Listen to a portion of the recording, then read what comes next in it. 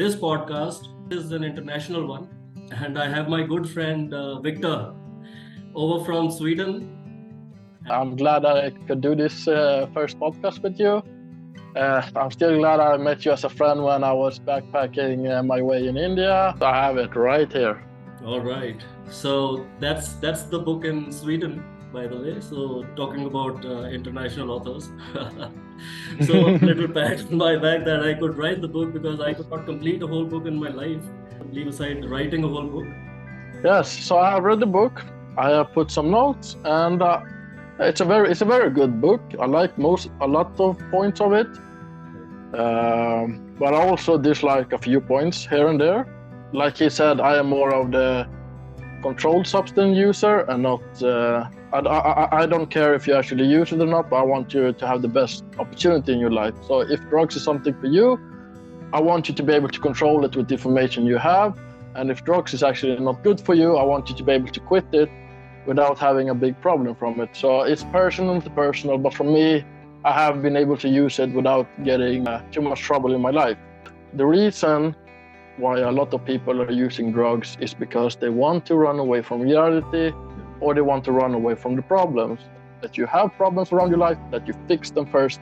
And if you want to use drugs after that, it's up to you, but then you don't use it to run away from it. And that is the greatest thing that you need to know.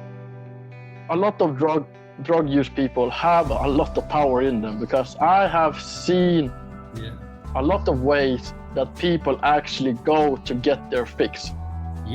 Like they have so much power to just, they can travel like half the country from like over miles to just get their fix. And no one that is actually powerless is able to do that. The way I've seen people get their fix, it's I will never do that, but I know it's like I will never suck a dick in the back alley to get my next heroin fix or meth fix or stuff like that. There's a lot of power, but you still need to control your way of using that power for your betterment of yourself. If you haven't had a gun point at your head that every time you're gonna use the drug, then I might be compassionate with yourself. But in the end, you still have, it's still your choice. So for me, I don't like this compassionate shit, because in the end, no one is gonna care about you except yourself. The first few years, it was really difficult for me to work in the society, because everybody took me as an addict. Nobody trusted me. Nobody trusted me with money. Simple, Nobody was a drug addict. So the hack that I did was, I joined a political party. It's called BJP in Chandigarh. So, I started working selflessly for the party. Prime Minister Modi, he's from BJP, he's the head of the party. And during those elections, I got to work really closely with the society again. And since I was not doing any business with them, I was not, transacting anything with them. I was just getting their things done, And, when I was working with the regular normal people around me, solving their problems related to the municipality, related to everything around them. And because the party is in power, so, we had to go and get things done. And since the elections were coming, we had to resolve all the problems that people had.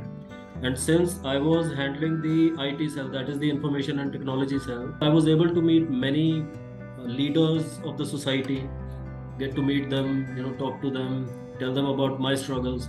So slowly the momentum started to build, and people started to accept me as a normal person. After my, the tag that was on my forehead, the addict tag. I remember when the last time there were elections in Punjab, and the new chief minister, the head of the state, came, and his name is Bhagwant Singh Mann. And he said that he wants people, the recovered addicts, to come forward and help other people do the same. I waited a full month for anybody else to come forward. I couldn't find any on the social media, so I had to do it. I took it as a challenge. It was really difficult to come forward and tell everyone that I've been an addict, I've been in addiction, and that sort of thing. But it's been a very rewarding thing for me to do. I'm very grateful to have this conversation. I like this conversation. It's a very intriguing, and the best thing is that when you hear this podcast, is that me and Vikram doesn't always agree with each other, but we understand each other, and that is a very great thing to do. Is that you have people that not always is gonna agree with you, that's gonna challenge your point of view, and that is a very important thing. When you have those people around you, that is how you actually have a great community that you're gonna create as well. You have started watching the Vikram Sethi Podcast. Please don't forget to share this podcast with an addict or their families. And don't forget to hit the subscribe button. I hope you enjoy the show.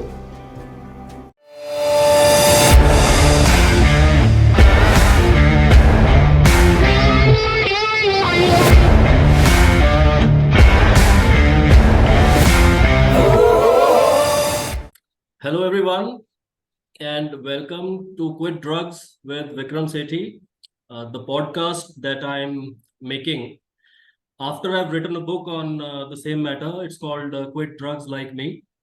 And I promised everyone that I will work for the cause of de-addiction. I've written a book and I'm trying to do a podcast now. And this podcast is a very special one because this is an international one. And I have my good friend Viktor over from Sweden.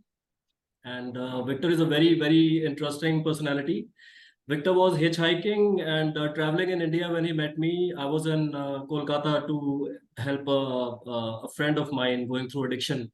And we met there in a hostel. And he's quite a fellow. I tell you, he's very interesting. And he's the best human being you can ever meet. And with in regards to drug addiction, he believes more in the controlled the controlled environment regarding the drug use and more education on the matter, which is missing right now. And we'd like to welcome Viktor on the show. Welcome, Viktor. Thank you. I'm grateful to be here. Okay, I'm very thankful that you could make it after a long day of work, and we welcome you from the bottom of my heart. And sir, you read the book, right? Yes, I have it right here. All right. So that's the book in Sweden, by the way. So talking about international authors. So a little pat on my back that I could write the book because I could not complete a whole book in my life. Leave aside writing a whole book. And so yes, Viktor, you read the book. Thank you for ordering the book. Thank you for reading the book. And now we'd like to learn a little about how you feel about the book, how you feel about the writing, about what is written in there, about the mission altogether.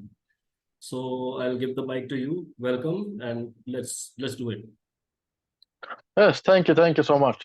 Yes, so I have read the book.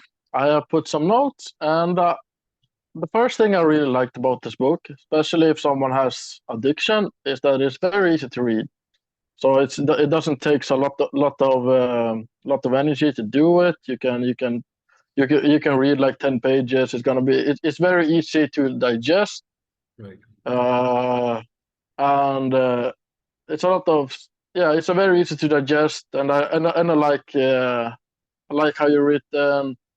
Especially if someone has dyslexia and stuff like that, it's very comfortable to read. It doesn't take much, and it's a very good book. I like a lot of points of it, right. But I also dislike a few points here and there. So the first thing is that I like how you. I'm gonna tell you about the best thing about me because, like he said, I am more of the controlled substance user and not I don't care if you actually use it or not, but I want you to have the best opportunity in your life. So if drugs is something for you, I want you to be able to control it with the information you have. And if drugs is actually not good for you, I want you to be able to quit it without having a big problem from it. So it's personal to personal, but for me, I have been able to use it without getting too much trouble in my life. Right. And the best thing I like about this book, it's let's see here. I have it. See the page. Let's see it there. On page 67, capital opioid substance therapy, OST for short. Yeah. The reason why I like like this is because he's giving a lot of information about the drugs you're gonna use for opioid rehabilitation. Yes. Because you get the information that you need, you have an understanding of what you're actually gonna do, and you have an understanding of the drugs you're gonna use if you want to use them. Right. And that's a very great thing, because with knowledge, you have more security in yourself. So if you use it, you're not as worried because you know what you're taking in. Mm. So I like that, because it's a lot of information that I think is very great. Right. So that's best part. And if we go to page 79, we have bouncing back from relapse. Yeah. And about that, I have that the first, I'm gonna read a sentence from it. Yeah. The first step in relapse recovery is acknowledging the reality of what happened. Yeah. That is what I like about that is that you first of all stop blaming your environment, you stop Yeah. blaming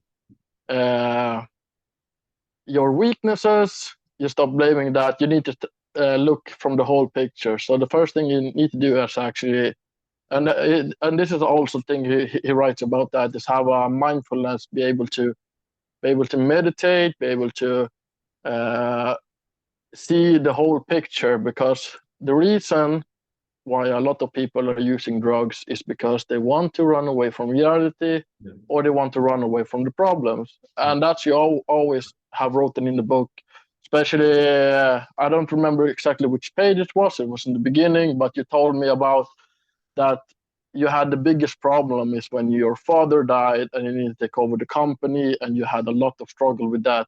Yeah. So you took the easy way out, which Yeah. is not a great thing, because you didn't handle the problem, so you took drugs to avoid the problem. But after the drugs effect is gone, the problem is still going to be there, but it's going to be much greater and it's going to be much harder to do. It is. So the first thing is that don't use anything to run away from the problems. Fix the problems first.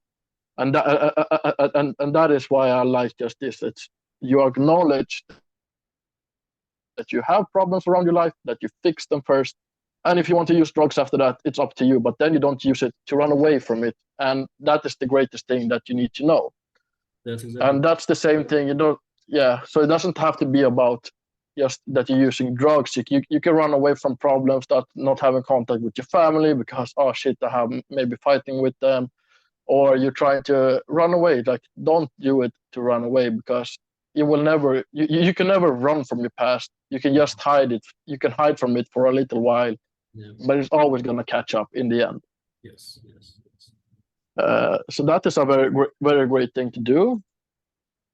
And one thing as well I liked, it's that, let's see here, I have it perfect. In page on page 85, cognitive behavioral therapy and Yeah. mindfulness bias relapse prevention. Yeah. On page 93, there you're saying being mindful, you learn to observe your cravings without acting on them impulsively. Yeah. And that is back to the thing. It's like, oh shit, I have a problem, but Yeah. drugs makes me feel good, so Yeah. I'm taking the drugs to make me feel good. But that is like putting a band-aid on a broken leg. Yeah. Yeah, it might look good, it might feel good for a while, but the thing is, the leg is still gonna be broken. Right. So it's that you need to calm down, see the whole picture. Don't always look at what you have, because anger, confusionness, you will have a very narrow-minded and a tunnel vision. Yes. So Yes. if you just stop and calm down, look around what you have, then you will have a greater picture of yourself. Yeah. So for me, that is, when I was a teenager, I had a very much anger issues. Okay. And for me, I had a very bad way of communicating. So I learned that whenever I got angry, I started saying stuff that I didn't want to say or want to take back or didn't mean it. But the thing is, like, when you say something to a person, it doesn't matter if you regret it, that thing has been said. And it's the same with drugs. if you have that, you're still gonna be taking drugs. You're still gonna be running away from it. So it will not change anything. Yeah. So for me, what I did, when I got angry or got in a conversation, I ran away from it first, calmed down, looked at the bigger picture, then confronted it again. Yeah. So it's okay to run away for a little while to be able to get yourself together, but don't run away from the problem because you still need to confront the problem. Yes. And I've seen that a lot as well, is that people think that, oh, I'm just running away from it. I can still see the big picture, but I don't want to confront it because it's going to make me feel bad. But feeling bad in life is not going to be a big deal breaker because everyone has their bad points. Everyone going to feel bad.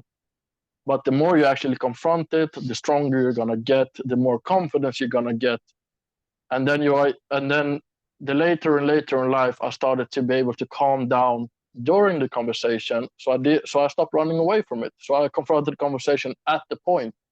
Yeah. And that is the same with drug use things, is that when you do that, it's going to be like you're running away from it, you're using the drugs, while you don't confront the problem you have. You don't confront the reason you run away from it from the beginning because it's going to make you feel bad again. Yeah. But feeling bad, feeling that you failed is okay, because you will fail a lot in life, and that is the thing you need to learn, that failure is not a bad thing. Yes. Because failure is what makes you a great human. So the thing is that when you're using drugs, you have an altered mind. It's like same thing. It's like if you're too tired, don't do anything like that, because tiredness is similar to being on drug use, because you don't have a clear mind, which makes you won't be able to think clearly. You won't be able to solve the problem you have. So a lot of people do that with compared to drugs. Yeah. So I like that. And this and it's gonna be coming this and the same thing here with the using the law of attraction on page 97. Yeah. Using the law of attraction, it doesn't I don't know, I don't like oh, I'm gonna attract this. It's not gonna work like that. You need to move forward to the goal you want to. Yeah. So for me, if I want to achieve something, I need to go to that goal. And when you go to that goal, you're going to attract people around you that have maybe similar mind, or that can actually challenge you on your mind. Yeah. So you can actually think clearly. So on page 100 of the same chapter, you have the sentence, you have the power within you to rewrite your story and become a successful recovering addict. Believe in yourself, trust the process, and know that a bright future awaits you. Is that you need to have a clear mind. You need to be able to calm yourself down when you're feeling threatened, when you're feeling that you're failing and stuff like that. It's all the part of problems, because wherever you're going to be successful or just going to live a normal life, there will always be challenges like that.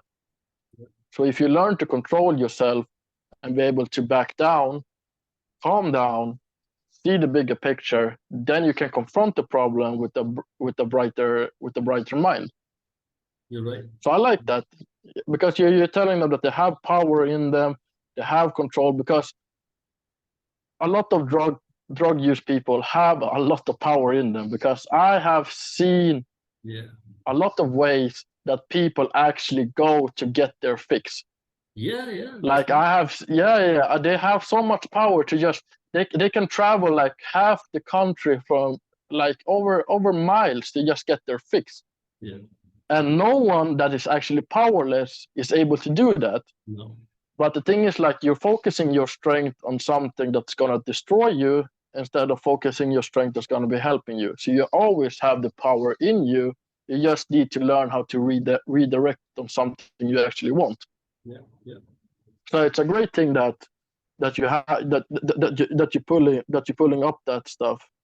I'd like to share And one little small thing about the power of a recovered addict. yeah. What I've seen is after I recovered, I've been able to face many difficult situations and circumstances which a normal person probably cannot. I've seen it around Yeah. me. I've seen those people who have been in addiction. They've come out of addiction. Then they've soared so high. They've achieved so Yeah. much. that no normal person can do that. So Yeah, I truly believe, in the capabilities of an addict if he yeah, yeah, yeah, decides to recover and make something out of it. So yeah, yeah, yeah. you're right. Yeah, so I like that. I like that a lot because that's the thing. Is like you have the strength in you. You are not powerless because if you are able to travel half the country just to get your fix, Yeah, or suck a dick in the back alley, you have the strength to do that to get you. So just focus your strength on the thing that's actually gonna make you more happier. Because that's the thing. Is like a lot of people is like, oh, you don't have power because you're using drugs, but well, but I've been in that world, you have been in that world, and you have seen people doing a lot of mind exercise, a lot of strength when they are in a weakening state to get just that fix. So that's the thing. Is like you need to control where you're gonna put that strength in, yeah, because that is like everything has bad side and good sides on it. You just need to know how to use it for a betterment of yourself. that's right. So that's the very thing, and it's like it's gonna be uncomfortable, but it's gonna still be uncomfortable to traveling half the country to get your fix. It's gonna still be uncomfortable to suck a dick in the alley to get your next fix. Everything that is still gonna be uncomfortable, but why not make it uncomfortable and make it work for you, Yeah, than making it uncomfortable just to drag you down more in that pit of hell that you just want to leave. yeah, So that's the thing. Is like you have a lot of power in you, but a lot of people around you are going to say, "Oh, you don't have the power in you because you're using drugs. You don't have that." But the way I've seen people get their fix, it's mhm. like Unbelievable. I would never do. I would never do that. But I know it's like I would never suck a dick in the back alley to get my next heroin fix or meth fix or stuff like that. There's a lot of power, but you still need to control your way of using that power for your betterment of yourself. Yeah, that's right. So I like that you're actually telling people that they have power in them, and it's great, and you should see it. But and that's coming back to the thing. Is like when you're using drugs, you start feeling good. You start feeling, oh my shit, I don't need now I start feeling good. Yeah, But it's coming back to the thing again. It's like you're putting a band-aid on a broken leg. You cannot. It's gonna feel good for a little while, but you're still gonna be having a broken leg. It's right. better to take that, fix the leg, and then you won't even put the band-aid on it. It's gonna be longer. It's gonna be probably harder, but in the end, it's gonna fix the problem you have at the moment. Yeah, So I like that about just that you're giving first of all information, you're giving them the strength to act, you're telling them to have strength. But one thing is like back to bouncing back from the relapse. On page 81, this is what I don't also like. It's like a relapse doesn't mean you have failed. You have, for me, you have failed. And it's not bad to fail, because if you acknowledge, okay, I have failed with these things. Now I need to look back what I did wrong, yes, yes, what made me go to a different path. Okay, I made this failure, I succeeded in this, I succeeded in this. I'm gonna focus on things I succeeded, try new things and continue. right. Because people that have done, I don't, for me, if I was a recovering addict, I don't want anyone to sugarcoat stuff for me. So for me, I didn't like just that meaning. It's like a relapse doesn't mean you failed. It's okay to fail. It's okay to not succeed, because you have done that. It's okay, but you need to know why you failed and why you didn't succeed at that moment, and try again. Right. But if you're telling people that they don't have failed, they might start blaming people around them, or people or environment. It's like, oh, but I don't live in a best place. Yeah. Okay, but then you don't focus on the actual things you can do. So that I didn't like just that meaning, because I don't want anyone to sugarcoat stuff for me, especially when I'm in that situation, because I want people to be honest with me, and that I want to know. Like, so for me, I didn't like that sentence. I just want to And say something yeah, regarding that point. See, yeah, there's another thing that I've written in the book. It's about being mm-mm-mm. compassionate to yourself, not being Yeah, too yeah, hard on yourself. So the language, I think I've written it because in order to be compassionate with yourself, you have to be easy on yourself. You don't have to, take yourself as a failure. You have to Yeah, work yeah, on it. You have to do everything that is to be done to get over it, yeah. to, look at all the triggers that actually got you there, to, take care of those things that they should not happen again in the future. So Mm-hmm. it's about being easy on yourself. It's about being Okay. compassionate to yourself. So that was the Yeah. little point I was trying to make there. Yes. No, I don't think that this. It's like for me, compassionate. You can be compassionate with yourself when you actually succeed. In the beginning, you need to be rough with yourself. You need to know that you are the only reason what you got in there. There's nothing in your environment. There's no one to blame but you. Yeah. If you haven't had a gun point at your head that every time you're gonna use the drug, then okay, then I can might be compassionate with yourself. But in the end, you still have it's still your choice. Yeah. So for me, I don't like this compassionate shit because in the end, no one is gonna care about you except yourself. No one is gonna. If I say something and you don't follow it, I don't care. If you follow 20% of it, I don't care because in the end, I'm gonna still continue living my life, and you're still continuing living your life. So the Yeah. only one you need to like this thing is like if you go to a gym, you cannot be compassionate towards yourself. The reason why you because you want to go to the gym to make to get the greater body. You cannot be compassionate with yourself. You need to be rough. You need to push yourself beyond your boundaries. That's how you actually get stronger. So for Yeah. me, I don't think compassionate is the right way because if you really want to quit drugs, then you need to be actually truthful, honest, and rough with yourself. That you need to push you beyond your boundaries, and that for me is how I think you're actually going to succeed. Yes. Yes. You're also right. Yeah, but yeah, but we have different points of view there, and that's totally that always gonna be like for whatever I say in this thing, wherever Vikram says this thing, it's like if it feels like but 20% of what Vikram or me saying, I feel like that's gonna connect to me, then you use only 20% Yeah. of what we said. If you want to use 100%, you're gonna use 100%. If you're gonna use none%, that doesn't matter. But you need to learn what is gonna work for you best. And if you don't know, try. If you fail with that one, don't do the insanity thing is doing same thing over and over and over again and expect a different result. Because maybe this book doesn't work for you, it's okay. But maybe 20% of these books work for you, that's okay. Yeah. But you need to actually look into yourself, try new stuff, go out of your comfort zone. Yeah. That is actually how you're gonna succeed in life. Yes. Because no one at the top or no one actually succeeded or no one that has a very comfortable life has done that with has done those choices with only being I'm gonna be comfortable with this, I'm gonna try this. Then you're never gonna succeed. Right.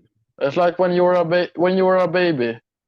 First, you didn't know how to crawl, so you put yourself out your boundaries to crawl. Then you start learning how to walk. But if you stop, I only want to learn how to walk, then you will never be able to run because that's going to be out of your comfort zone. So Right. you always need to push yourself. You need to know that in the end, the world is like a mountain, and you can either become a diamond or be crushed by it Right. because you always have pressures around you. You're always going to be. So if you put that pressure on you and you're preparing for it, then it's going to be easier when someone else is putting similar pressure on you because you have already put your mind that whatever they're going to say, I'm going to push through it and I'm going to succeed. Well So for said. me, Well I said. want, Very good. yeah, yeah. Very good. So that's the thing. It's like, that's life. You're either going to get crushed or you're going to turn into a diamond. And it's up to you if whatever you want to do. Right. Because pressure, you're always going to have it. But Yeah. prepare to like read about it, learn about it. Then when that pressure is going to come, it's not going to be out of nowhere. You're gonna be more prepared. You gotta be able to handle the situation you are in because you have put yourself out of your comfort zone, and that is a very important thing to quit drugs. Because a lot of people when they're using drugs and they're using it, it's because it's comfortable. This is what I know. Yeah. So if I have a problem, I don't want to put myself out of that comfort zone because it's going to be uncomfortable. I'm going to be having a pressure on me. Then you're never going to succeed, because it's easier to go back to what's comfortable for you than actually push yourself out of your comfort zone. So that's a lot of things. Like, just be prepared, because no one in the end, no one is going to care about you except yourself. No one is going to care about whatever you do except yourself. So that is a very important thing. Whatever you want to do, you can do it, or die trying. I'm just saying, because in the end, not all is going to succeed in life, but at least as long as you make it comfortable for you and you strive for that, it's not going to be impossible. But you need to put yourself out of your comfort zone. And a lot of people don't want to do that, because we humans, we are very basic creatures, if I'm going to say that. We like to be in our comfort zone. We like to do stuff that doesn't put that in a harm way, but that is actually how you actually going to succeed. So the faster you learn that and understand that, the easier it's going to be when you get in those situations. Yeah. And that's a lot of things. Like, I have to make to that point again. I have this, see here, maybe it's, wait. Let's see there. Yes, on chapter after on page 112, you're talking about the main takeaways from my detox story you can use for your successful de-addiction. First of all, decide to quit. You can decide whatever you want, but if you want to put you better, if you want to decide to quit, that's up to you. But if you feel like drug is still such a big part of you, maybe control it and actually adapt to your surroundings. Learn to reduce the withdrawal syndrome. It's a very good thing. And this thing, connect with your family for support and accountability.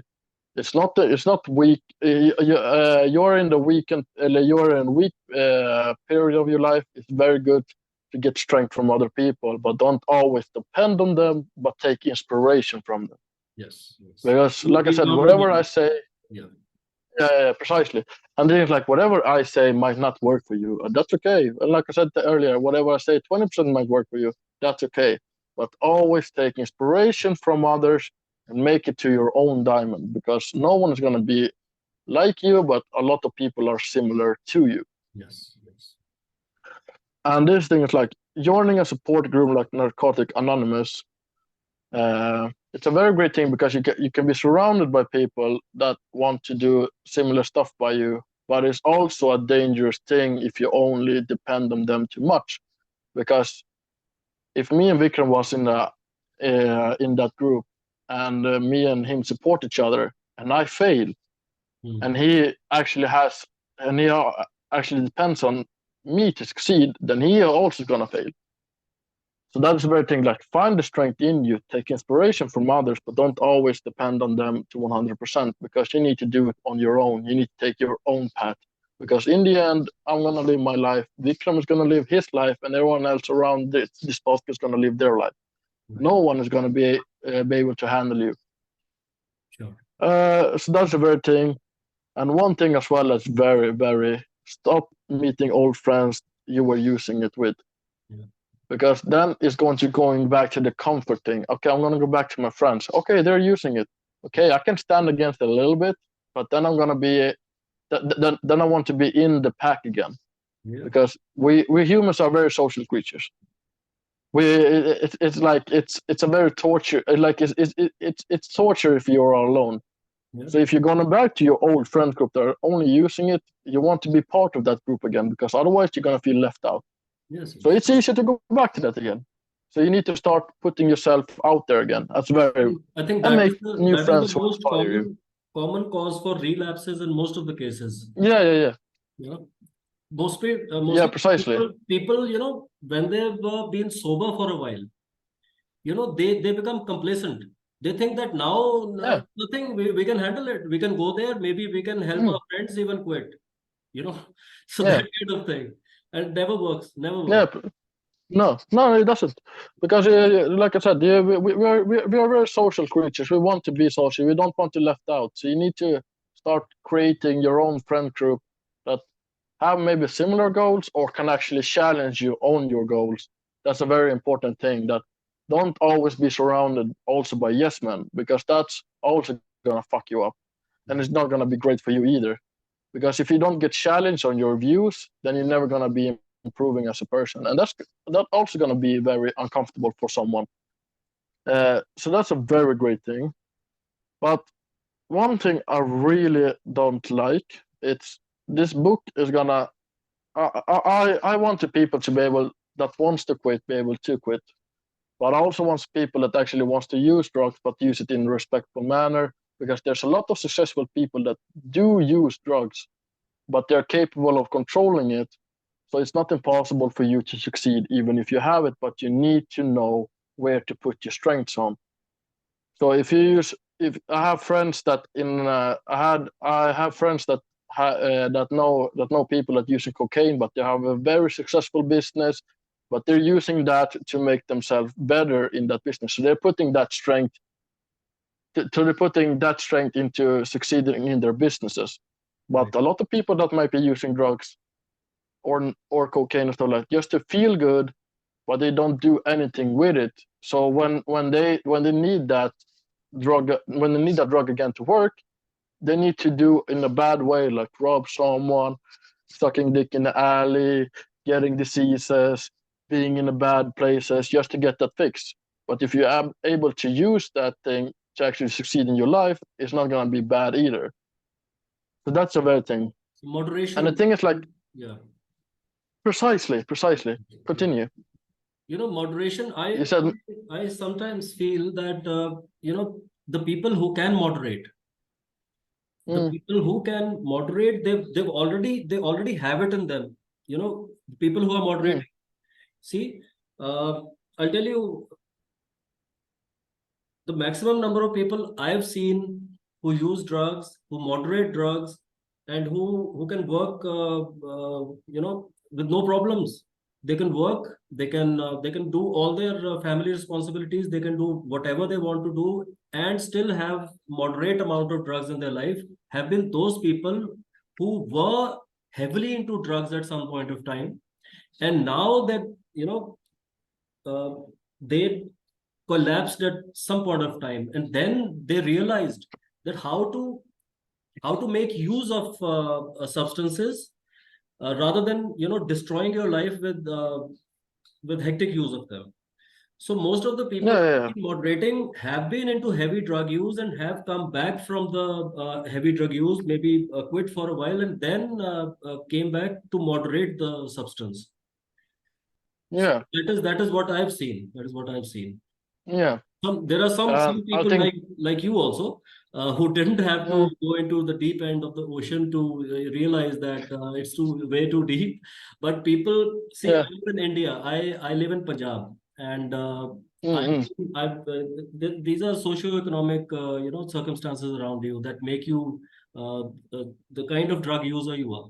So here, what's happening in my state, Punjab, is that people are being pushed into drugs. It's a whole conspiracy thing. So everybody is using drugs here. So primarily I've written this book to help those people because I've primarily written it in mm, Punjab. And yeah, and so this, I know, this intellectual thing of moderating the drugs and all. Sir, you sir are very privileged to be born in Europe and to have that kind of society around you. The place I was born in isn't that intellectual. I'm very sorry to say regarding drug use. They are maniacs, and people are dying every day in my area. I know people who died in my around me in my life. My friends, most of my friends are dead. So moderate use in India means moderate use for a while and then dying of it a little while later, because you cannot keep it moderated for a long time here. I don't know, there is something yeah, wrong, the mentality or what, I don't know. People can't no, moderate. it, it's very similar here in Europe as well. I have a lot of friends that died from drug use.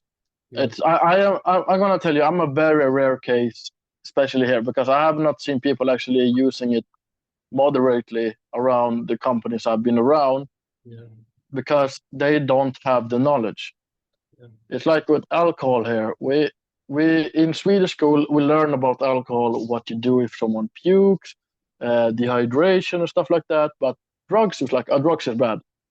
Why are they bad? No, you can get addicted to it. Yeah, but you can get addicted to alcohol. But we learn about alcohol, but we don't learn about the drug use. So when people have the knowledge and or capability of seeking out the knowledge, they will have a better understanding of what they're taking in, or have a better understanding to say no. Yeah. Because I know what this is, it's not going to work for me. I don't want that.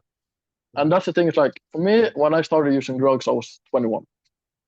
I have been around people who have been using drugs since I was 12. I always said no because I didn't understand it, so I didn't want to take it. And I'm glad I did it, because especially in teenage year, you think you're invincible. It doesn't matter what happens to you. You're gonna survive this shit. Getting your head chopped off now, and it's not gonna be a problem. You can grow it back again. Yeah. But thing is, like, when I started using it, the first thing I did was read about it. Then I had an understanding of it, and then I had the capability of saying no or saying yes. And learning about the overdose, learning about the consequences is a very good thing, because in your drug state of mind, you are not 100% yourself. I'm not 100% myself when I'm drug state of mind. So when you have the knowledge of understanding what you're taking in, then you also have the knowledge and capability to not maybe using it for a bad reason, or don't run away from it, and don't run towards it because you're running away from something, because you have the knowledge inside of yourself. And that is a very important thing, is that get the knowledge, understand it, and then you can take a judgment if it's going to be for you. And if it's not, I'm grateful. If it is, I'm grateful. In the end, you need to understand yourself or what you're capable of. That is a very important thing for me. Yes. Yes. And yes, so this is one thing I really don't like about this book, is the 12 step of Narcotic Anonymous. I am a guy that reads about a lot of stuff, and I want people to actually, when they want to quit stuff, I want to be able to understand it. The 12-step program has a low rate of success. All right. From 5 to 10% usually people are succeeding. And that is not only me saying, that's a lot of people actually is in those programs that they know they have a low chance of success rate. But is there And something for me, wrong with the steps, the 12 steps in itself? yes, a few of them actually. First step, I'm going to come to that point. First step, surrounding to powerlessness. We are admitting that we are powerless of addiction, that our lives have become unimaginable. This acknowledgement allows you to lay the foundation for the change. It's very contradicting in your book later, because you're telling people that they have power, but you want them to follow steps that the first step is telling you don't have any power. So for me, that feels like a very bad thing to actually put in to someone, that first of all, you're very powerless, but then you put later in the book that they have power. And that's why I like when you put it in later, but they have power, but I don't like the first step, that you're powerless. Because like I said, if you're able to travel half the country, if you're able to live on the fucking streets, if you're able to do stuff like that, you have power in you, but you don't using it for your own better good. You need to learn how to control that power to make it better for you. And this thing is like, if you're not also a believer, it's going to be very hard for you to actually go through those steps, because a lot of those steps actually believe that you need to go to a higher power to able to reignite or cultivate faith in the possibility of lasting recovery. So if you don't actually, as a believer, it's going to be hard for you to actually follow those steps, because, okay, I'm not a strong believer. So for me, it feels like more of a cult than actually something that, because if I'm not a believer, I don't have any religion to believe in, that step is gonna, step two is gonna be, you have to believe in something higher than our own consciousness, the combined yeah, consciousness of the universe. yeah, and for me, the higher is inside of me, not outside of me, It is. because the strength you have, it's a very high power you have in you. Yeah. So for me, it's a very important to look inside of you than always out forward. But for some people, it's gonna be working if you look outside, and that's what I said. It's that something is gonna work for me, something is not gonna work for you, and the opposite is gonna be the same thing. So for me, that thing is like if you're not a believer, or if you don't want to believe in something, the step 2 is gonna put you out of even trying to actually follow the 12-step program. Right. And for me, when I know that the success rate is quite low, people that actually wants to quit drugs maybe have tried the 12-step program and it doesn't work for them. So you need to actually, I want people to actually succeed, and I hate this 12-step program evil circles that, okay, if you don't follow it because you don't do this, you don't do that, it's not going to be working for you. But then it's going to be, oh, it's your problem because you don't follow this, and this. But like I said, 20% of what I'm saying is going to work for you. So I want people to have different options to actually succeed in life, because it's the same thing with school. A lot of people, I don't like the school system either, because it's going to be only for one kind of person that actually is able to read stuff, is able to memorize stuff. Those going to succeed in school. But those that maybe like ADHD that need more practical, they're not going to succeed. And then they're going to be seen as a failure, but not from their own actions, but the actions that is around them, because this doesn't just fit me. So I don't like this, because also you said later in the book that the 12-step program has been around since 153, I think. No, 1953 in California, right? California. And it has become bigger and bigger and bigger. But the drug users has become even greater and greater and greater and greater. Which is actually that I don't think, like, it's gonna work for some people. I don't say that 5 to 10% what I've read. Some people say 50%, but that is also a very low chance of someone succeeding. So for me, this is gonna work for some people, and that's what I said. If you have tried this and it doesn't work for you, go continue reading his book, because he has a lot of other stuff he actually do recommend that is also very great, that you don't always have to focus on just the 12-step program, because if that's going to deter you, continue reading, because he has other ways to actually make sure that you understand maybe this is going to work for you and this is not going to work for you. So for me, the 12-step program takes me out of it, but also the later chapters also takes me in, that you have strength in you, that you need to control it, you need to be able to understand it. So if the 12 steps program is not going to work for you, it's not maybe because of you, it's because that program might not be fitting for you, and that's okay. Find your way to actually quit it. So I don't like this 12 program because it's so low chance to actually succeeding, so I don't like it. But I also want the people to understand that there's not just this only way to actually succeed in getting getting to quit drugs, or maybe to reduce it to a more comprehending manner.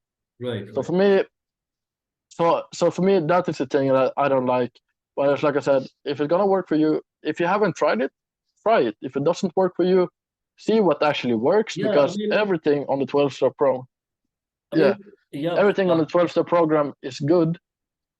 And everything is not always good, but a lot of things actually you can take that actually gonna suit you more in later life. Yes. Let me just add a small little thing. See, I've written this book in a manner. The title of the book is "Quit Drugs Like Me." So I've written whatever helped me in my process. And see, regarding the NA, the Narcotics Anonymous meetings, necessarily I didn't like, those meetings that, I really like to go there. It just kept me accountable to my fellow friends, addicts, who were trying the same thing that I was trying, celebrating every day, So this is what happens in the NA. So these are the 12 steps that are prescribed by the NA and the AA. And these have certainly worked in my life. When we are powerless. So the first day when I went to the NA meeting, I was actually powerless. That version of me and this version of me are two totally different versions. So that day I actually felt powerless, and admitting that I'm powerless, I'm not able to quit because I was a IV drug user. I used to inject drugs. mm, So I could have mm, died any day. Still, I carried on doing that for a very long time. mm, mm, mm, So literally, I was feeling powerless. And when, I mm, admitting that you are powerless, admitting that you're in trouble, admitting that you need help, that is always the first step, right? And the higher mm, power thing, it works for the majority of people. Majority. You know, you people like you and me, we are probably mm, a small little minority in the whole system. And, yeah, the concept of higher power is a very, very huge thing for many people, and surrendering mm, to mm, something outside of themselves to rely on something much bigger than them that they feel is going to do something for them is necessarily not true, but it is the case with many, many people. They feel mm, that there is something outside of them, much bigger, and that thing is going to come for their rescue. So for mm, majority of the people, these things do work. I've seen people transform their lives after going to these meetings. Most of the people that are running de-addiction centers and rehabilitation centers in my city are a member of the NA. They have been a member of the mm, NA. They have recovered because of the NA. So the power is there. I agree, and I also agree that many of the people do not relate with NA meetings. Also, there are many people who can't even bear mm, to sit there for 5 minutes because they feel that all that negative energy coming in from every side, and they can't take it. So there are those people also. But mm, since the NA yeah, meetings worked to a certain extent with me, and I mm, give full credit yeah, to NA. So I had to put this yeah, chapter in the book also, yeah, so that because I yeah, live in Punjab, and you'll be very mm, surprised to hear that many people in Punjab don't haven't even heard about NA. They haven't even heard about mm, it, and trying to cope up with this situation with the help of some of the people that have already quit. That is the support mm, system here. There is no support system in Punjab. So partially, mm, the mission that I'm on, writing mm, a book is also part of the mission is to mm, bring awareness to everyone around me. So that mm, mm, they can have one resource, this book, and find mm, out about all the different techniques and methods regarding quitting, mm, recovery, and everything. And I agree, I should yes, put the chapter of moderation also in the book. I had that chapter, mm, but I didn't really mm. want to put it. I don't know why. Maybe the Yeah, next books that I'm writing. So after I mm, educate some people to get out of it, maybe then we can teach them moderation also. But you're right, moderation yeah, works for some people, not for some. NA works for some people, not mm, for some. mm, And so it is the takeaway that you take from the book. yeah, Maybe yeah, 5% works for you, maybe 10, maybe 20, maybe 30, 40. precisely. Yeah, so you're right. Yeah, yeah, and that is what I want to say. That like for some people that have tried the 12-step program and said it doesn't work for them, they might get deterred by it. But that is why I said continue reading the book because, like I said, if 10% of this book is going to help you, then 10% is going to be better than zero. Yes. And I like some of the steps actually. Just like step 8, making amends. We make a list of people we have harmed, become willing to make amends, take responsibility for our actions, lay the groundwork for repairing. It's a very great thing to do because then you take responsibility. You don't have to, if higher power doesn't work for you, you can still take some steps that actually might work for you. Yeah. And that is what I said. Don't always follow maybe a strict program that you have tried before but you failed, take steps that actually worked for you and continue that and building and building and building. Because, like I said, the 12-step program, I don't think is going to be actually the best thing, but I think a lot of it is actually very good. And that is what you said is like, and that is why I said like maybe 10% of the 12-step program is going to work for you. Take those 10% and continue building on that until you have the 100% that's going to be able to make you a better person and getting into your life that you actually want. Yeah. So that is a very thing I want to say that because I like a few steps, but I also don't like some steps, and that's what I said that because those steps is not going to work for me, but a few steps is going to work for me. Yeah. That is a very thing like whatever someone says to you, don't always follow it 100%. Take it, learn it, understand why it might work for you, but it doesn't work for me. And if you have the understanding, then you're capable of taking and understanding your own steps and making adjustments that might work for you even better than maybe it, and better than it worked maybe for Vikram, because Vikram has, like you have a few steps that, and you have this that works very good for you, Yeah. but some might not be doing that. So it's a very good thing that don't always listen to 100% what someone said. Take that is going to work for you. Take inspiration from people that has that point, and don't always get deterred because he's telling me to follow this fellowship program, but it doesn't work for me. Now I'm not gonna do anything about that. But then you don't also take the account. Then you also don't take the things that might actually work in the step program that actually works for you. So it's a very important thing to be critical of what you're actually taking in, because some things gonna work for you, some is not. But if you understand why it might work for you and it doesn't work for me, it's a very good thing, because knowledge is what actually makes you continue to your life. Yes. And one thing also I like, and that is very like I don't think actually people understand this, but quitting drugs, when you have been using drugs, is a part of who you are. You cannot deny that. So if you want to quit drugs or take a moderation of it, you're gonna take that part out of you, and that is gonna be a hole in your body. Yeah. And you don't gonna and then you're not gonna be feeling 100%. You're not gonna feel completed. So maybe going back to drugs is gonna be going back to the comfortable side. Okay, I need to feel this hole again. Drugs failed that hole for me, so now I'm gonna go using it again. So you have where you have where you're gonna do. Let's see here. I have it. I like that quite a lot. Uh, where you had your schedule of doing the morning routines, Yeah. doing and that is a part of thing, is that you're filling that hole with something else.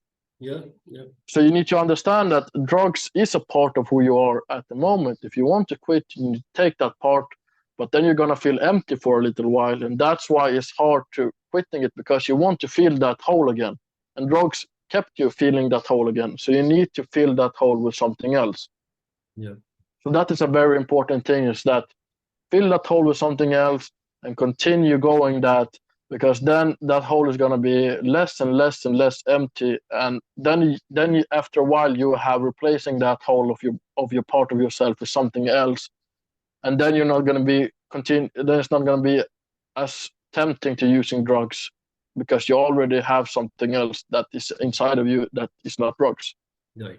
Right. So that is like I don't think many people understand that when you're using drugs is a part of you, and you need to take away that part and continuing filling it up with something else. Replace it with So something. this thing is like, yeah, precisely.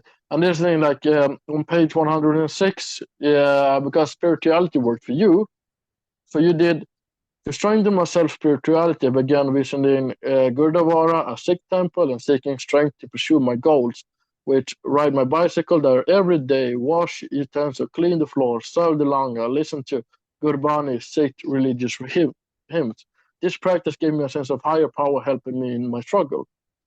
And when you did stuff like that, you're filling that hole with something else.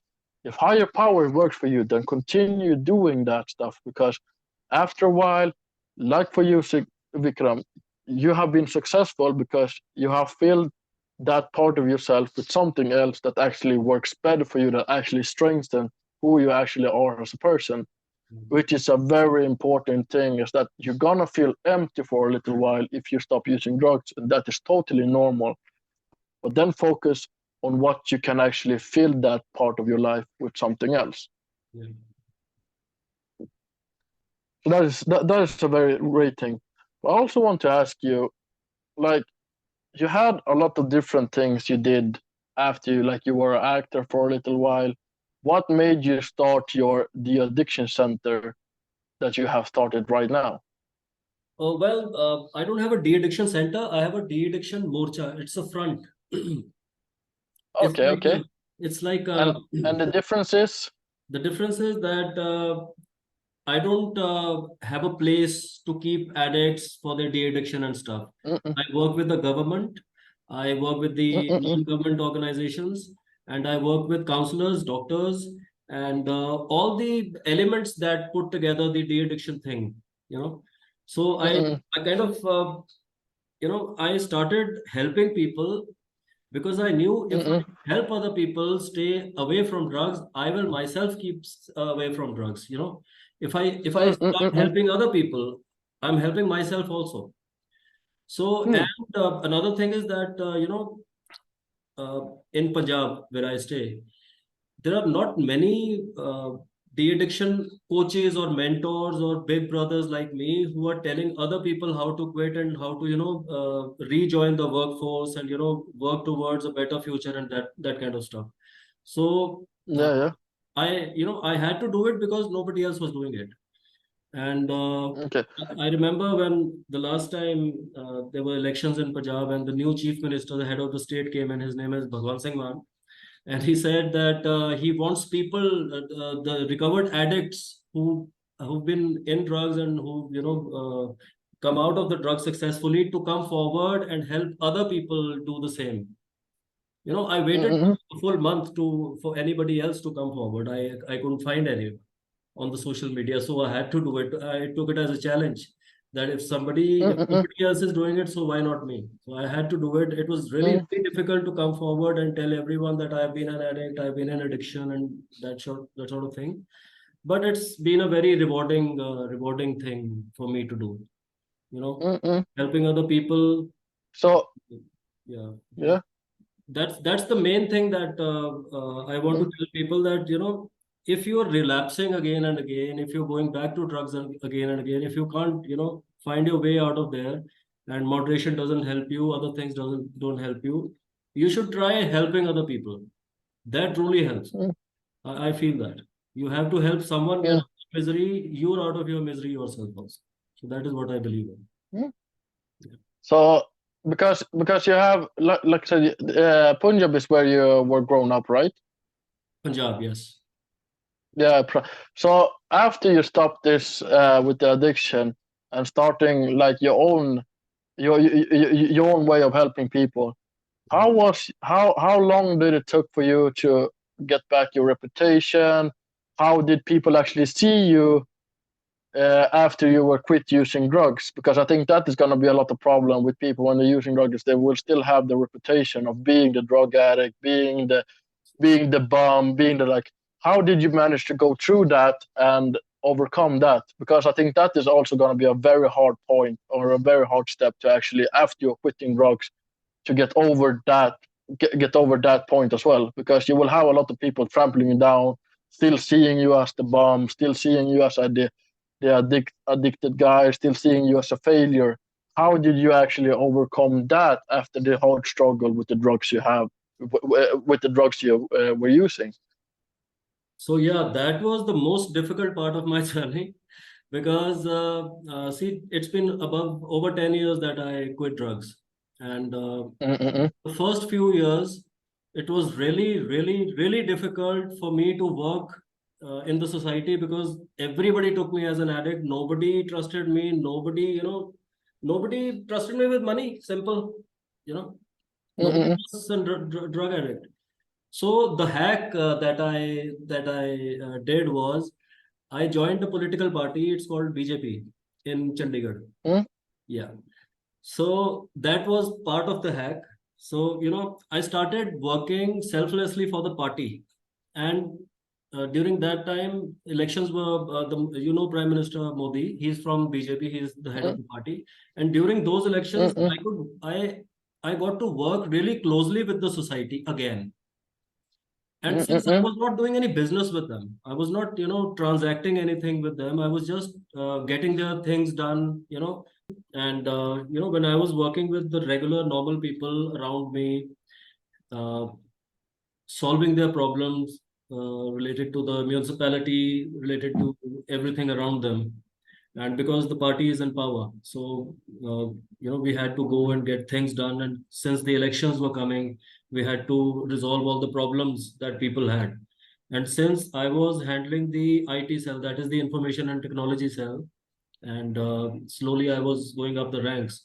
So I was able to meet many leaders of the society, get to meet them, talk to them, tell them about my struggles. So slowly the momentum started to build, and people started to accept me as a normal person. After my, the tag that was on my forehead, the addict tag. But the thing that helped me was sharing my story with them. I never hid anything. I never forehold anything. I never, I always I always told everyone that I have been in addiction, so that before they find out about me, from because I was really a menace to the society earlier when I was on drugs. Yeah. My father used to be a powerful person, and I used to do all the things that a person should not do. It's I was on a power trip, you can say that. And after I recovered, I made it a point that I went to everyone and shared my story, and that made me stronger from inside also. Because then You were honest with yourself. I was honest. I made it actually. I made my weakness as my strength. So before, when I used to, you know, I used to avoid any discussion regarding my addiction problems. You know, I started to come forward with it. I started to talk about it, with everyone that I met. That I had been in addiction. I did something that I'm not proud of, and I actually went ahead and apologized to many people. I went ahead and you know talked to many people that I had wronged. So that was the thing that really helped me uh, bounce back from my addiction thing, and really come back in the society. And then when people started to look at me like that look, he's done what he's done, and now he's apologizing, and now he's working towards it, he's working hard to win back his reputation. And so that helped me. And then many people who were fighting with addiction, and many people who family members were fighting with addiction, and family and loved ones were fighting with addiction, they came forward and they started talking to me that how sometimes all you need is an inspiration. All you need is something that triggers something inside you, that if this man can do it, then I can also do it. That is the whole thing that I'm going around right now. Trying to help people, trying to tell them my story, trying to write a book about it, that how I got out of it. And the things we were talking about right now, how I bounced back into the society. There's another book, following this book. There's a whole series. The series is called Rising Beyond Addiction, and Quit Drugs Like is the first book in that series. And I've got two more books. The next book is about how I made it back in the society, how I, after my de-addiction, after my recovery, how I got successful. And that is going to be a very interesting book in itself, because that Yeah. journey has been really, really amazing, I tell you. And the third book that I've already finished writing is, after I got successful, what I did with that success, how I tried to impact other people with it, how I tried to bring about a small little revolution that I could in the society, which is, I think you've also witnessed it. You were also here, and while you were here, there was some ruckus going on between some of my boys that had come for their recovery. So I think you've also felt that vibe going around here.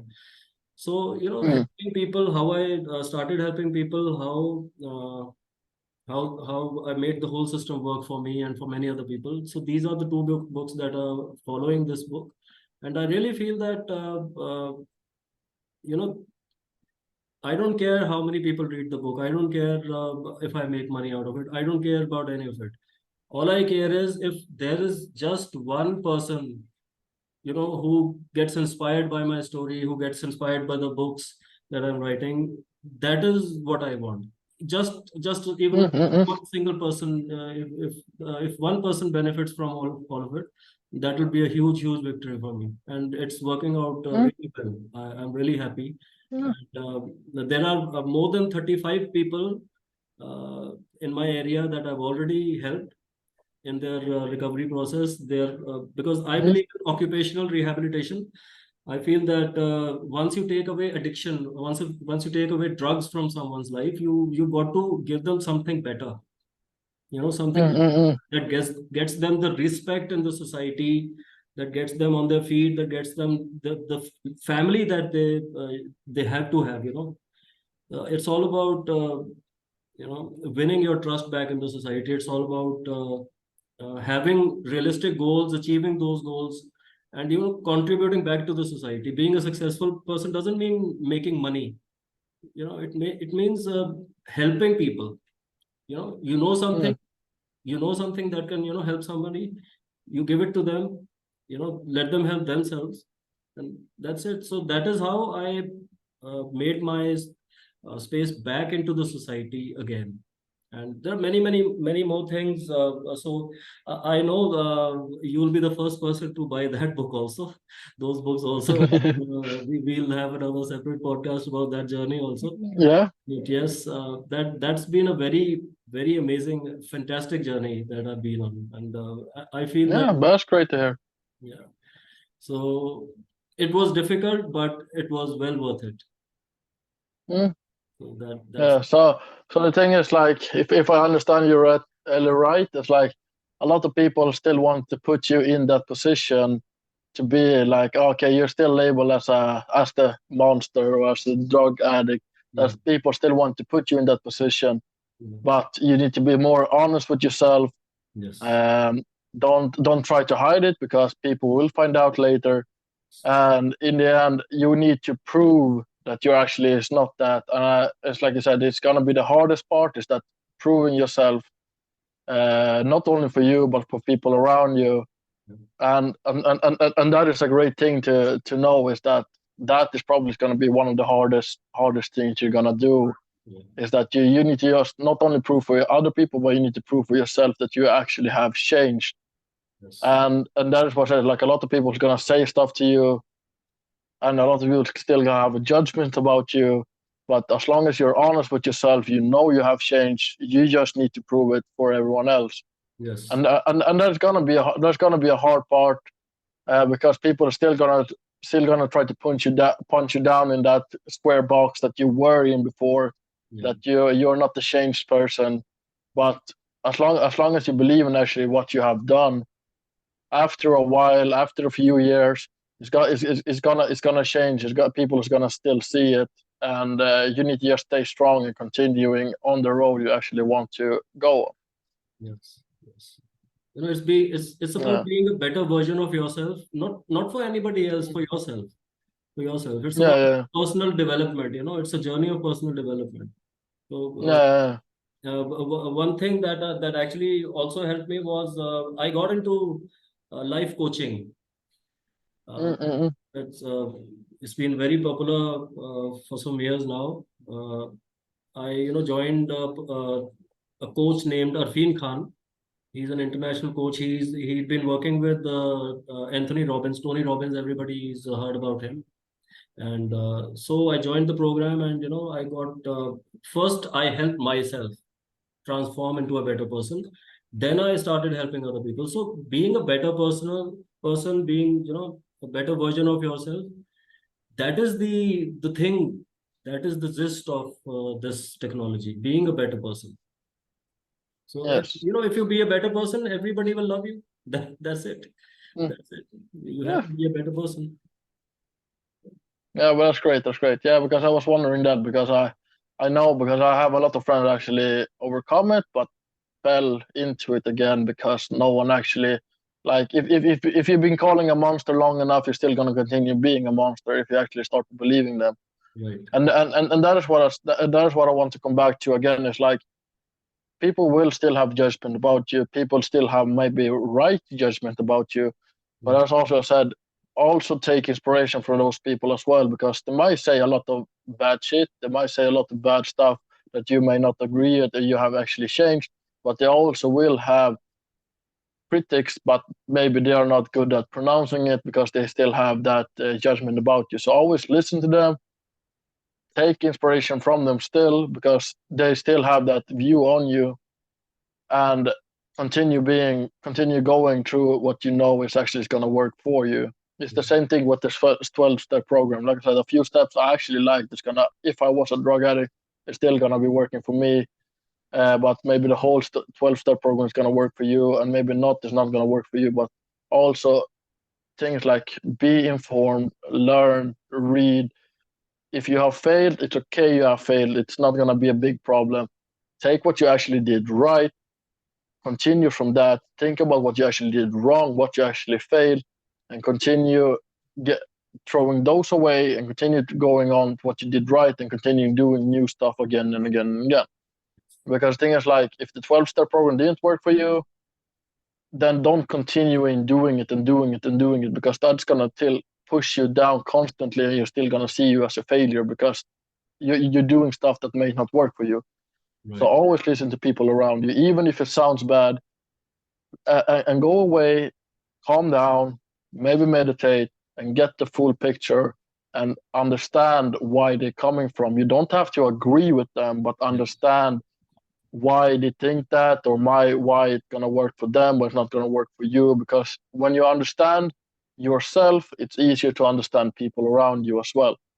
Right. Right. Because the thing is, like, one thing I also gonna say is, like, a lot of people think they're special. Many people are not special, because if everyone's special, no one is special.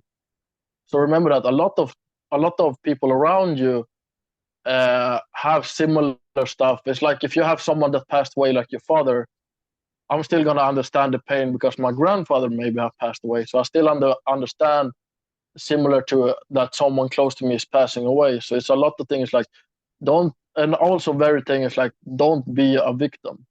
Because if you are a victim, you don't want to get strong enough to actually become someone that's actually victorious. Mm.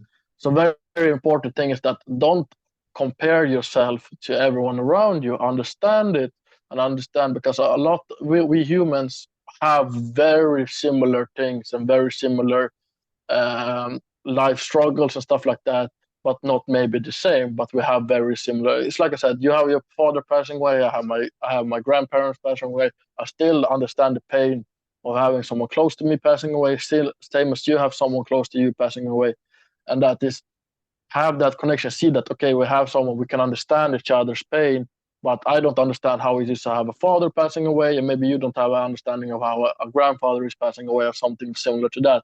But we still have that similar thing, is that we have someone close to us, and try to connect with that instead of always comparing yourself. Because sure, maybe having a father passing away is much harder than a grandfather's passing away. But if you continue being yourself a victim, then you're never gonna then you're never gonna take the control of actually understanding yourself, actually going through that pain. Because if you're always gonna be a victim, then a victim never actually wants to get better, because always blame on something else. I have it harder, or and if someone else has it harder, they don't want to acknowledge that, because they always want to be like, oh, no one understands me because this didn't happen. And understand that, try to connect with people, try to understand them. You don't always have to agree with them, but try to understand where they're coming from. When you do that, you're also challenging your point of view. You maybe hear something that you will never would heard, or never would actually be around with someone always gonna be like agreeing with you. So as long as you try to understand them and not always comparing yourself on which having the hardest pain, then you're gonna start finding your strength in yourself as well. So I think that is a very important thing. Yeah. Listen to people around you. May not agree with them, but understand where they're coming from. Yeah. It's the same thing, like after you stopped addiction, you understand why people didn't have trust in you, because you failed that trust before. Yeah. And you took that understanding, you maybe not agreeing with them because you have changed as a person, but you understood where they're coming from. So Mm. then you put that understanding and actually put your strength in something else, and they start to understand you much better. Even if they don't always agree with you, and that is a very important thing. Is that stop comparing yourself with someone else. because in the end, no one is gonna care. Yeah. That's the thing. It's like find the strength in you, find the understanding in you, and you don't always have to agree with someone, but understand where they're coming from. Wow.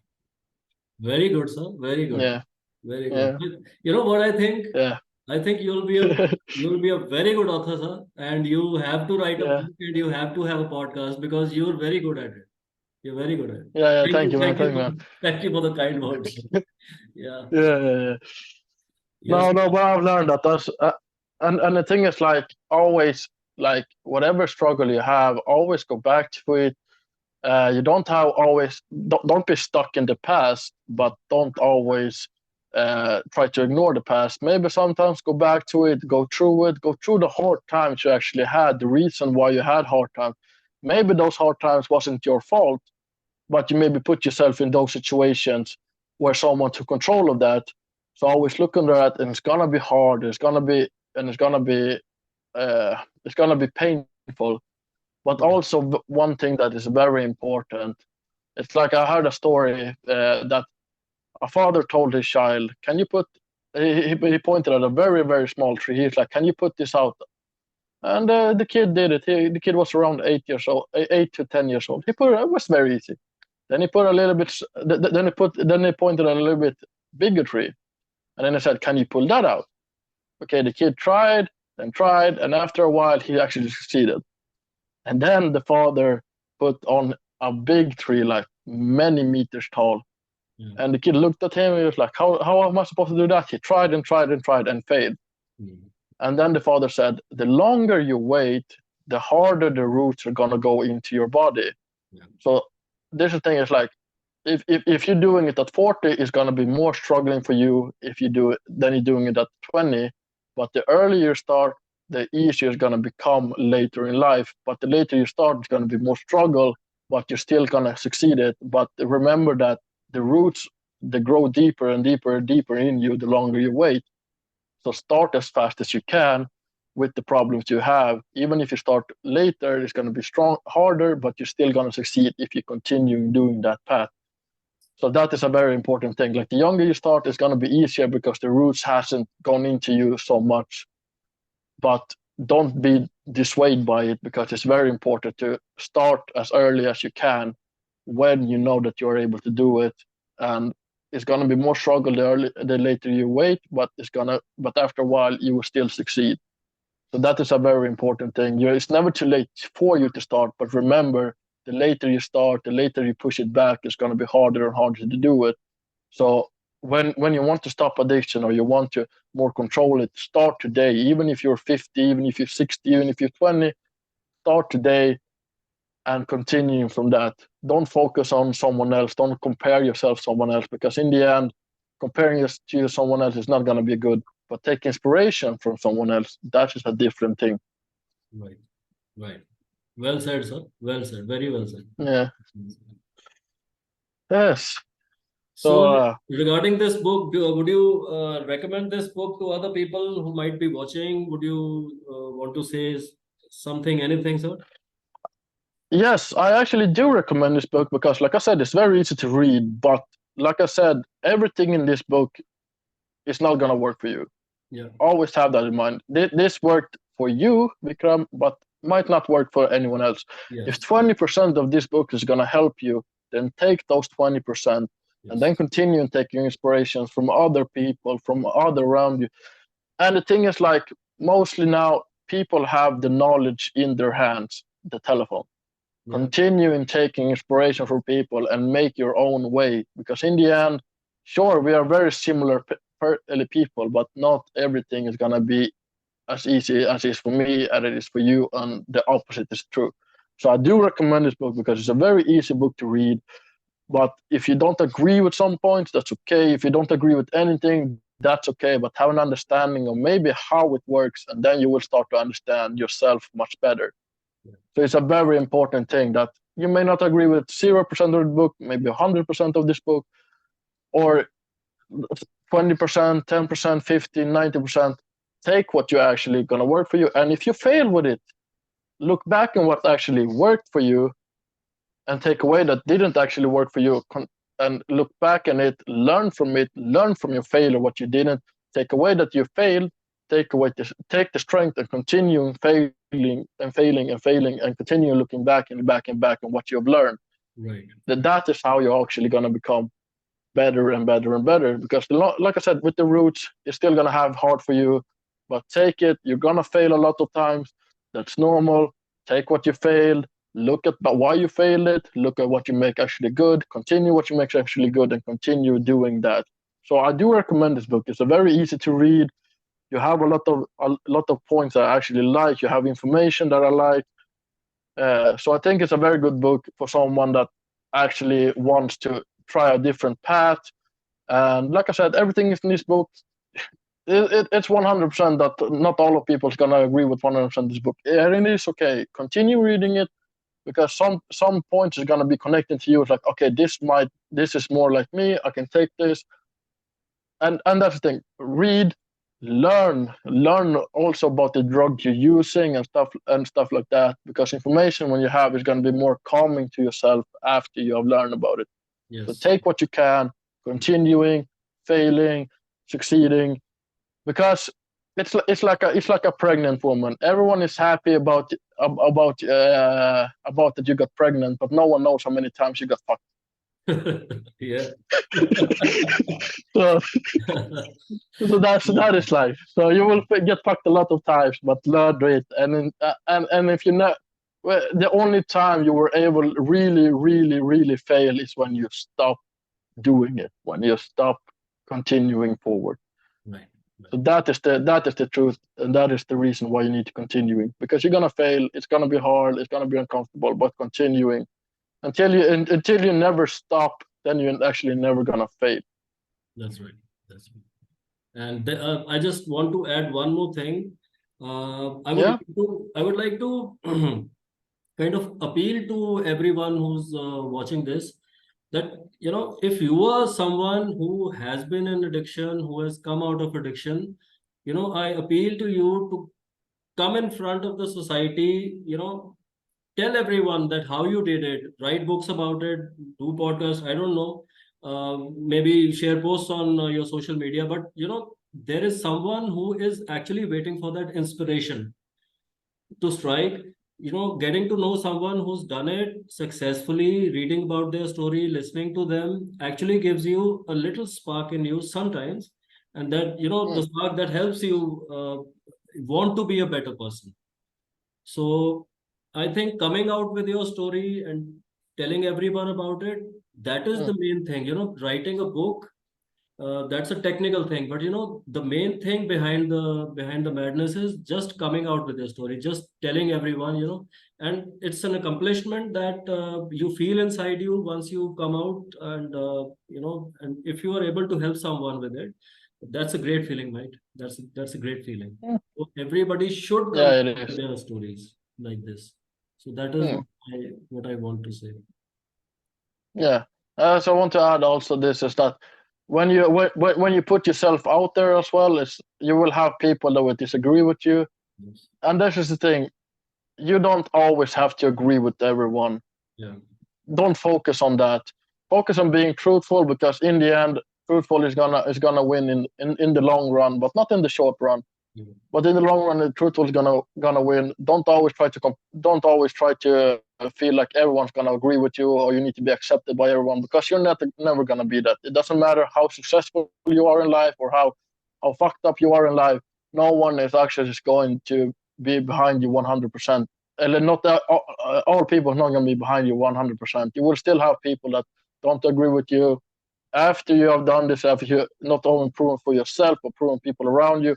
People might still think that you're still that addict, and you don't always have to please everyone. So always focus on that you don't always please with everyone, but if you're pleased with yourself, you will find people around you that actually accept who you are, and actually accept what you have done and what you're gonna become. And also, very important thing, don't be surrounded with yes men or women, Yeah. because if those people, they only be around you when you succeed. When you fail, they're gonna leave you. Yeah. So be around people that actually can be truthful with you, can actually say how it is, even if it's hurtful. And like I said, if it's gonna be hard for you, back off, see the full picture, and then talk about it again. Sure. Right. Right. Yes. So, So anything else you want to say, sir, before we close this podcast? no, I think it's I had a very great time here. I'm glad I could do this first podcast with you. I'm still glad I met you as a friend when I was backpacking my way in India. Yeah. And I wish you all success. And yeah, I'm very grateful to be here. Very grateful to have this conversation. I like this conversation. It's a very intriguing. And I think it's the best thing is that when you hear this podcast, is that me and Vikram doesn't always agree with each other, but we understand each other, and that is a very great thing to do. Is that you have people that not always is gonna agree with you, that's gonna challenge your point of view, and that is a very important thing. When you have those people around you, that is how you actually have a great community Yes. that you're gonna create as well. Thank you, Victor. Yes. Thank you for joining me. Thank you for thank you for being here, and Really have a great day, man. And you also that are also watching this podcast.